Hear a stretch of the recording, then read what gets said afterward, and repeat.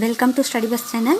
இன்றைக்கி என்ன பார்க்க போகிறோன்னா, முக்கியமான ஒரு செய்தி தான். காமன் டெட் பாஸ் மார்க் வந்து குறையுமா, 2013 டெட் ஆசிரியர்களுக்கு வந்து பணி நியமனம் வந்து கிடைக்குமா அப்படின்ற முழு விளக்கத்தை வந்து நம்ம இந்த வீடியோவில் பார்க்கலாம். ஆசிரியர் தகுதி தேர்வை சுற்றி தற்போது 2 முக்கியமான விவகாரங்கள் வந்து ஆசிரியர்களோட மத்தியில் வந்து பேசப்பட்டு வருது. அதாவது முதல் விஷயம் என்னன்னா, டெட்டு தேர்ச்சி மதிப்பெண் வந்து குறைக்கப்படுமா, அடுத்தது குறிப்பாக காமன் டெட்டுக்கும் பாஸ் மார்க் வந்து குறைக்கப்படுமா அப்படின்றது தான். ரெண்டாவது விஷயம் பார்த்திங்கன்னா, பல ஆண்டுகளுக்கு முன்னாடி டெட்டு தேர்ச்சி பெற்றும் இன்னும் வந்து அவங்களுக்கு ஜாப் கிடைக்காம எப்போ வேக்கன்சி வரும் அப்படின்னு சொல்லிட்டு வெயிட் பண்ணிகிட்டு இருப்பாங்க இல்லையா, அந்த ஆசிரியர்களுக்கெல்லாம் என்ன நடக்க போகுது, குறிப்பாக 2013ஆம் ஆண்டு டெட்டு தேர்ச்சி பெற்ற ஆசிரியர்களோட நிலை என்ன, இந்த 2 விஷயத்தையுமே ஒன்றா நம்ம புரிஞ்சுக்கிட்டாதான் தற்போது ஆசிரியர்களோட மத்தியில் ஏன் இவ்வளவு எதிர்பார்ப்பு வந்து உருவாகிட்டு இருக்குது அப்படின்றத வந்து நம்ம புரிஞ்சிக்க முடியும். முதல்ல காமன் டெட் மற்றும் ஸ்பெஷல் டெட் தொடர்பான விஷயத்தை நம்ம பார்க்கலாம். அதாவது காமன் டெட் பாஸ் மார்க்கு குறைக்கப்படுமா அப்படின்னா, தற்போது டெட்டு தேர்ச்சி மதிப்பெண் தொடர்பாக பல்வேறு எதிர்பார்ப்புகள் வந்து ஆசிரியர்கள் மத்தியில் வந்து இருக்குது. குறிப்பாக ஸ்பெஷல் டெட் தொடர்பான கோரிக்கைகள் மற்றும் நீதிமன்ற நடவடிக்கைகள் காரணமாக தேர்ச்சி மதிப்பெண்களை குறைப்பது குறித்து அரசு தரப்பில் வந்து பரிசீலனை வந்து நடைபெற்று இருக்குது அப்படி சொல்கிறாங்க. இங்கே தான் ஒரு முக்கியமான கேள்வி நமக்கு எல்லாத்துக்குமே வரும்.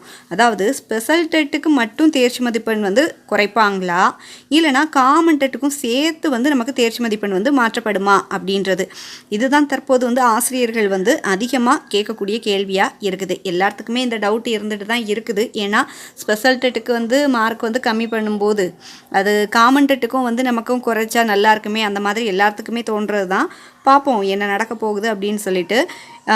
ஏன் இந்த கேள்வி முக்கியம் அப்படின்னு பார்த்தீங்கன்னா, காமன் டெட் மற்றும் ஸ்பெஷல் டெட் 2க்கும் வேறுபட்ட நோக்கங்கள் வந்து இருக்குது இல்லையா, இது எல்லாத்துக்குமே தெரியும். அதாவது ஒரு தேர்வு ஏற்கனவே பணியில் இருக்கும் ஆசிரியர்களின் தகுதி அல்லது பணியை தொடர்வதுடன் தொடர்புடையதாக இருக்கலாம். இன்னொன்று பார்த்திங்கன்னா, மற்றொரு தேர்வு வந்து எதிர்கால பணி வாய்ப்புகள் மற்றும் நியமன தகுதியுடன் தொடர்புடையதாக இருக்கலாம். அதனால் ஒரு தேர்வுக்கான பாஸ் மார்க்கு மட்டும் மாற்றப்பட்டால் மற்றொரு தேர்வை எழுத வேண்டிய சூழ்நிலை வந்து சில ஆசிரியர்களுக்கு வந்து உருவாகலாம். ஆசிரியர்கள் மத்தியில் ஒரே மாதிரியான தேர்ச்சி மதிப்பெண் எல்லா பிரிவினருக்கும் கொண்டு வரப்படுமா அப்படின்ற கேள்வியும் இருக்குது என்ற எதிர்பார்ப்பு வந்து எல்லாத்துக்கிட்டையும் இருக்குது. 60 மதிப்பெண் என்ற பேச்சு ஏன் முக்கியம் அப்படின்னு பார்த்தீங்கன்னா, 60 மதிப்பெண் எதுக்கு நம்ம எல்லாத்துக்குமே வந்து பண்ணணும் அப்படின்னு சொல்லி பார்த்தீங்கன்னா, தற்போது ஆசிரியர்கள் மத்தியில் பேசப்படும் முக்கியமான எண்ணிக்கை எத்தனை அப்படின்னா அந்த 60 மதிப்பெண் தான். அதாவது காமன் டெட்டுக்கும் தேர்ச்சி மதிப்பெண் வந்து 60ஆக குறைக்கப்பட்டா ஏற்கனவே தேர்வில் வெற்றி பெறுவதற்கு சிரமப்பட்டு வரும் சில ஆசிரியர்களுக்கு இது ஒரு பெரிய வாய்ப்பாக வந்து அமையலாம். அதாவது உதாரணமாக, தற்போதைய தேர்ச்சி அளவுகோலில் அதிக மதிப்பெண் பெற வேண்டிய நிலையில் இருக்கும் ஒருவர் பாஸ் மார்க்கு குறைக்கப்பட்டால் தேர்ச்சி பெறுவதற்கான வாய்ப்பை வந்து அவங்க பெறுவாங்க. ஆனால் இங்கே ஒரு விஷயத்தை மட்டும் நம்ம தெளிவாக சொல்ல முடியும். என்ன சொல்லணும் அப்படின்னா, இங்கே ஒரு விஷயத்தை நம்ம ரொம்பவே தெளிவாக சொல்லணும். என்னென்னா, 60 மதிப்பெண் என்பது தற்போது எதிர்பார்ப்பாகவும் விவாதமாகவும் உள்ளது என்பதையும், அரசு அதிகாரப்பூர்வமாக வந்து இறுதி அரசாணை வெளியிடுவது வேறு விஷயம் என்பதையும் ஆசிரியர்கள் வந்து ஃபஸ்ட்டு நம்ம எல்லாருமே வந்து புரிஞ்சுக்கணும். அதிகாரப்பூர்வ முடிவு வெளியாகும் வரை இதை உறுதியான அறிவிப்பாக வந்து நம்ம எடுத்துக்கக்கூடாது. ஃபஸ்ட்டு வந்து வெயிட் பண்ணி நம்ம பார்க்கலாம். அதாவது ஸ்பெஷல் டெட்டுக்கு மட்டும் குறைத்தால் என்ன ஆகும்? இப்போது ஒரு சூழ்நிலையை கற்பனை செஞ்சு நம்ம பார்ப்போமே. அதாவது ஸ்பெஷல் டெட்டுக்கு பாஸ் மார்க்கு குறைக்கப்படுதுன்னே வச்சுப்போம். ஆனால் காமன் டெட்டுக்கான பாஸ் மார்க்கு அதே நிலையில் தான் வந்து தொடர்கிறது.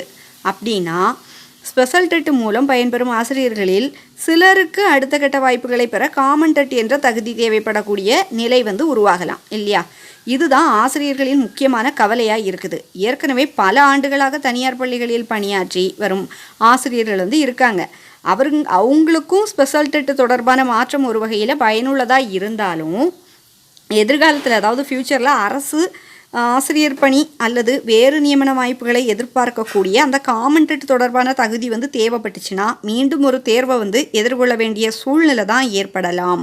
அதனால் ஒரு பிரிவுக்கு மட்டும் மாற்றம் செய்வதை விட 2 பிரிவுக்குமே வந்து பொருந்தக்கூடிய ஒரு பொதுவான தேர்ச்சி அளவுகோல் வந்து இருக்குமா அப்படின்ற ஒரு கேள்வி வந்து முக்கியமாக இருக்குது. அரசுக்கு ஏன் இது ஒரு கொள்கை முடிவு அப்படின்னு பார்த்தீங்கன்னா, இது ஒரு சாதாரண மதிப்பெண் மாற்றம் மட்டும் கிடையாது. ஒரு தேர்வோட பாஸ் மார்க்கை மாற்றுவது அப்படின்னா அந்த தேர்வை எழுதும் ஆயிரக்கணக்கான ஆசிரியர்களோட அந்த தகுதி நிலை வந்து மாறக்கூடும். அதாவது யார் தேர்ச்சி பெறுகிறார்கள் அப்படின்னு பார்த்தீங்கன்னா, யாருக்கு நியமன தேர்வுக்கு செல்ல முடிகிறது என்பது போன்ற பல விஷயங்களில் இது தாக்கத்தை ஏற்படுத்தலாம். அதனால் அரசு இறுதியாக ஒரு முடிவு எடுத்தால் அது சட்ட ரீதியாகவும் நிர்வாக ரீதியாகவும் ஆசிரியர்களோட எதிர்கால வாய்ப்புகளை கருத்தில் கொண்டு இருக்க வேண்டியிருக்கும். இதன் காரணமாக தான் காமன் டெட் மற்றும் ஸ்பெஷல் டெட் ரெண்டுக்கும் ஒரே மாதிரியான பாஸ் மார்க் வந்து கொடுப்பாங்களா என்ற எதிர்பார்ப்பு வந்து அதிகமாகி இருக்குது. அடுத்த முக்கியமான விஷயம் நீதிமன்ற நடவடிக்கை தான். அங்கே என்ன சொல்லுவாங்க, இந்த விவகாரத்தில் நீதிமன்றத்தில் வழக்குகள் நிலுவையில் இருப்பதும் முக்கியமான ஒரு காரணமாக இருக்குது. நீதிமன்ற விசாரணையின் போது அரசு தரப்பில் தேர்ச்சி மதிப்பெண் தொடர்பாக என்ன நிலைப்பாடு எடுக்கப்படுகிறது என்பது தான் அடுத்த முக்கியமான கட்டமாக இருக்கும். இனி வந்து நீதிமன்றத்தில் என்ன சொல்லுவாங்க அதை பொறுத்து தான் அடுத்தடுத்த இது வந்து நமக்கு மாறும்.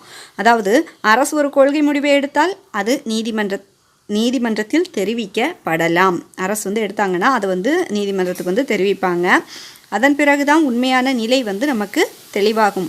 எனவே வந்து ஆசிரியர்கள் தற்போது செய்ய வேண்டியது என்னென்னா, சமூக ஊடகங்களில் வரக்கூடிய ஒவ்வொரு தகவலையும் இறுதி அறிவிப்பாக நம்ம எடுத்து இது பண்ணாமல் அரசு வெளியிடக்கூடிய அதிகாரப்பூர்வ அறிவிப்பை டெய்லி வந்து நம்ம செக் பண்ணி பார்த்துட்டு நீதிமன்ற நடவடிக்கையையும் கவனிப்பது தான் நமக்கு ரொம்பவே நல்லது.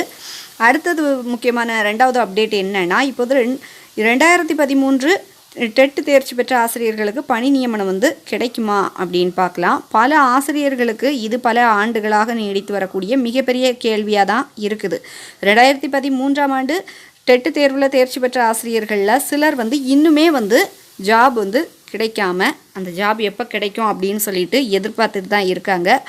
பல ஆண்டுகளும் வந்து கடந்து போயிட்டே தான் இருக்குது. ஆனால் ஒரு முன்னேற்றமும் வந்து நமக்கு கிடைக்கலையே அப்படின்னு சொல்லிட்டு ரொம்பவே வருத்தத்தில் தான் இருக்கிறாங்க. தேர்ச்சி பெற்றிருந்தும் வேலைவாய்ப்பு கிடைக்காத நிலை வந்து அவங்களுக்கு மிகப்பெரிய ஒரு பிரச்சனையாக தான் இருக்கும். இந்த பின்னணியில் தான் நீதிமன்றத்தை நாடிய ஆசிரியர்களின் வழக்கு முக்கியத்துவம் பெற்றிருக்குது. இப்போது நமக்கு குறிப்பாக 410 ஆசிரியர்கள் தொடர்பான பணி நியமன விவகாரம் தற்போது பேசப்படுது. இந்த 410 ஆசிரியர்களுக்கான நீதிமன்ற நடவடிக்கை வந்து ஒரு முக்கியமான சட்டப்பூர்வ முன்னேற்றமாக வந்து பார்க்கப்படுது. ஆனால் இங்கே இன்னொரு முக்கியமான வித்தியாசத்தை புரிஞ்சுக்கணும் நம்ம.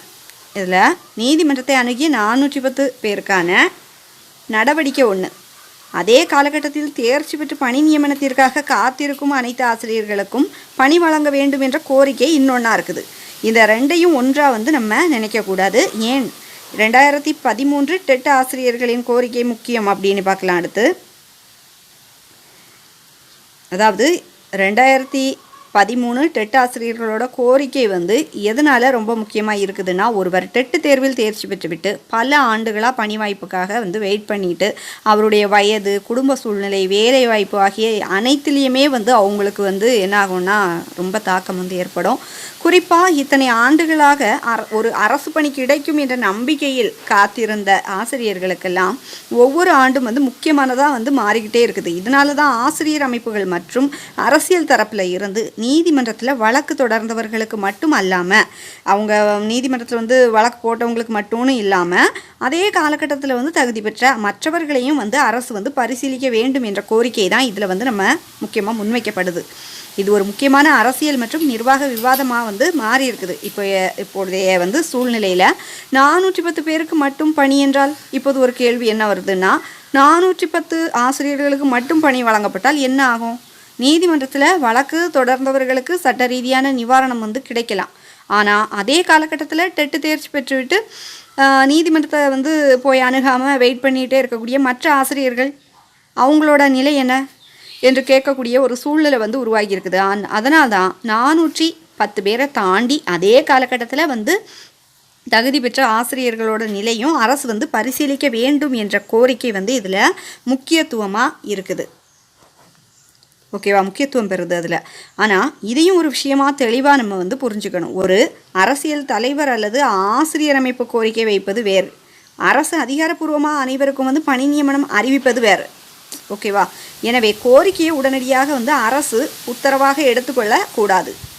அரசுக்கு ஏன் இது சவாலான முடிவாக இருக்குது அப்படின்னு பார்க்கலாம். அனைத்து பழைய டெட்டு தேர்ச்சி பெற்றவர்களுக்கும் உடனடியாக பணி வழங்கணும் என்ற கோரிக்கை எளிதான நிர்வாக முடிவு கிடையாது. ஏன்னா அரசு காலி பணியிடங்கள், அதாவது அதில் வந்து காலியிடங்கள், இடஒதுக்கீடு, அது மட்டும் இல்லை பாடவாரியான தேவைகள் வந்து தற்போதைய நியமன விதிமுறைகள், பழைய தேர்வுகளோட சட்டநிலை போன்ற பல விஷயங்களை வந்து பரிசீலிக்க வேண்டியிருக்கும் அரசு. அதனால் டெட்டு தேர்ச்சி பெற்றிருக்கிறேன் எனவே உடனடியாக வந்து அரசு வேலை கிடைக்க வேண்டும் என்பது மட்டும் போதுமானதாக வந்து இருக்காது. அரசு சட்ட விதிமுறைகளையும் நீதிமன்ற உத்தரவுகளையும் காலியிடங்களையும் கருத்தில் கொண்டு முடிவு எடுக்க வேண்டியதாக இருக்கும். இதுதான் இந்த விவகாரத்தோட முக்கியமான ஒரு பகுப்பாய்வாக நமக்கு இருக்குது. 2 செய்திகளுக்கும் உள்ள தொடர்பு என்னன்னா, இப்போது இந்த 2 விஷயத்தையுமே ஒன்றா நம்ம பார்ப்போம். ஒரு புறம் டெட் தேர்ச்சி மதிப்பெண்ணை குறைப்பது குறித்த விவாதம், மறுபுறம் பார்த்திங்கன்னா ஏற்கனவே பல ஆண்டுகளுக்கு முன்பு டெட் தேர்ச்சி பெற்ற ஆசிரியர்களுக்கு பணி நியமனம் வழங்குவது குறித்த ஒரு கோரிக்கை. ரெண்டுமே ஆசிரியர்களின் எதிர்காலத்துடன் நேரடியாக தொடர்புடையவையாக இருக்குது. பாஸ் மார்க்கு குறைக்கப்பட்டால் தற்போது தேர்வு எழுத உள்ள ஆசிரியர்களுக்கு புதிய வாய்ப்பு வந்து கிடைக்கலாம்.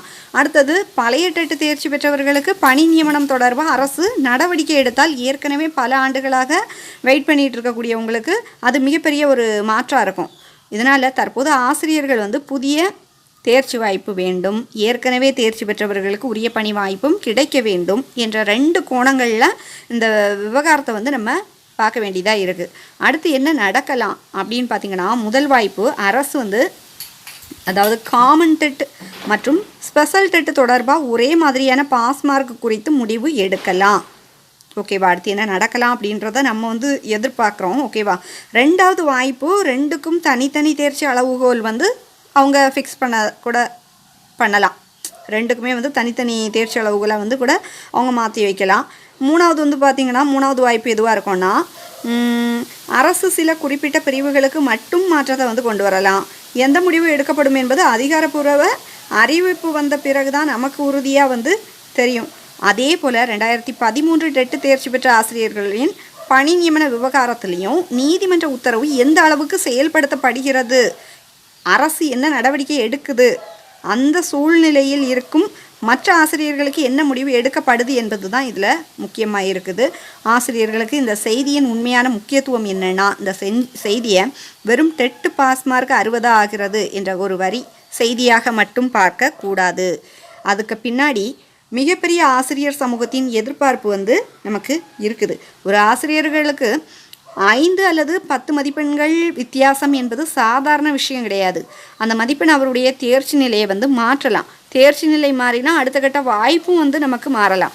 அதே போல் ஏற்கனவே பல ஆண்டுகளுக்கு முன்பு தேர்ச்சி பெற்ற ஆசிரியருக்கு பணி நியமனம் கிடைப்பதா இல்லையா என்பது அவருடைய வாழ்க்கையே மாற்றக்கூடிய ஒரு விஷயமா இருக்கும். எனவே இந்த 2 விவகாரங்கள்லையுமே அவசரமாக முடிவு செஞ்சு விடாமல் அதிகாரப்பூர்வ தகவல்களை நம்ம கவனிக்கிறது ரொம்பவே அவசியமாக இருக்கும். இறுதியாக ஒரு முக்கியமான விஷயம் என்னென்னா, தற்போது காமன் டெட் பாஸ் மார்க்கு 60 ஆகிவிட்டது என்ற உறுதியாக வந்து நம்ம சொல்ல முடியாது. அதே போல் 2013 டெட் தேர்ச்சி பெற்ற அனைவருக்கும் உடனடியாக பணி நியமனம் வழங்கப்பட்டு விட்டது என்றும் நம்ம வந்து சொல்ல முடியாது. இவை தொடர்பாக எதிர்பார்ப்புகள், கோரிக்கைகள், நீதிமன்ற நடவடிக்கைகள் மற்றும் அரசின் நிலைப்பாடு ஆகியவை இருக்குது. இறுதி முடிவு அரசு அறிவிப்பு மற்றும் நீதிமன்ற நடவடிக்கைகளின் அடிப்படையில் தான் வந்து நமக்கு எல்லாத்துக்குமே வந்து தெளிவாகும். அடுத்து ஆனால் ஒன்று மட்டும் நம்ம தெளிவாக தெரிஞ்சுக்கணும். டெட் தேர்ச்சி மதிப்பெண் வந்து மாற்றம், இன்னொன்று பார்த்திங்கன்னா பழைய டெட் தேர்ச்சியாளர்களின் பணி நியமனம், இந்த 2 விவகாரங்களும் வரும் நாட்களில் ஆசிரியர்களால் மிகவும் உன்னிப்பாக கவனிக்கப்படும் முக்கியமான விஷயமாக இருக்குது. அரசு எடுக்கக்கூடிய அடுத்த முடிவு தற்போதைய டெட் தேர்வர்களுக்கும் பல ஆண்டுகளாக பணி வாய்ப்புக்காக வந்து வெயிட் பண்ணிட்டு இருந்த பழைய டெட் தேர்ச்சியாளர்களுக்கும் முக்கியமானதாக அது இருக்கும். அதனால் அடுத்த அதிகாரப்பூர்வ அறிவிப்பு வர்றது வரைக்கும் உறுதி செய்யப்படாத அந்த தகவல்களை வந்து நம்ம நம்பிட்டு இல்லாமல் அரசு வெளியிடக்கூடிய அறிவிப்புகள் மற்றும் நீதிமன்றத்தில் வந்து பதிவாகக்கூடிய தகவல்களின் அடிப்படையில் மட்டுமே முடிவுக்கு வருவது வந்து நமக்கு பாதுகாப்பானதாக இருக்கும். இதுதான் தற்போது டெட் தொடர்பாக கவனிக்க வேண்டிய முக்கியமான 2 விஷயங்களுடைய முழுமையான ஒரு பின்னணி பகுப்பாய்வாக இருக்குது. ஸோ இந்த நியூஸ் வந்து உங்களுக்கு ஹெல்ப்ஃபுல்லாக இருந்துச்சுன்னா அப்படியே லைக் பண்ணுங்கள், ஷேர் பண்ணிவிடுங்க, ஹைப் பண்ணுங்கள். அப்போ தான் இந்த நியூஸ் வந்து நிறைய பேர்த்துக்கு போயிட்டு ரீச் ஆகும். மறக்காமல் நம்ம ஸ்டடி விஸ் சேனலை சப்ஸ்கிரைப் பண்ணி வச்சுக்கோங்க. தேங்க்ஸ் ஃபார் வாட்சிங்.